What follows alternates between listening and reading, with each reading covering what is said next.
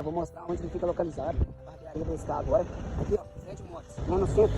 A Copisa, em frente à Copisa, pode ver. Do lado da distribuidora. Ó, chegou aqui, ó. Fred Motos tá aqui. Vai chegar aqui, ó. Aí vai ter os números, ó. Meu telefone, tá? Esse número é o da barbearia, o telefone número 6. Mas aí, se tiver o portão aberto, porque se de noite, talvez vai fechar o portão. Mas de dia, mantém o portão aberto. Aí você vai subir as escadas aqui. Muito simples, tá? Então assim, vai ser mais fácil para fazer os atendimentos, porque aqui não tem muito barulho, entre aspas, né?